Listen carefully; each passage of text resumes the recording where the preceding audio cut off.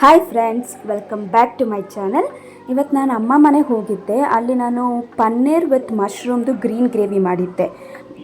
Gravy ಮಾಡುವಾಗ video ತೆಗೆದಿದ್ದೆ, but ಆ ಟೇಸ್ಟ್ ಚೆನ್ನಾಗಿ ಬಂದಿತ್ತು ಅಂತಂದರೆ ವಿಡಿಯೋ ಅಪ್ಲೋಡ್ ಮಾಡೋಣ ಅಂತ ವೆಯ್ಟ್ ಮಾಡ್ತಿದ್ದೆ. ಸೊ ಟೇಸ್ಟ್ ಚೆನ್ನಾಗಿತ್ತು, ಅದಕ್ಕೋಸ್ಕರ ವಿಡಿಯೋ ಅಪ್ಲೋಡ್ ಮಾಡಿದ್ದೀನಿ.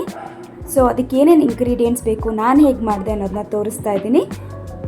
So let's begin the video.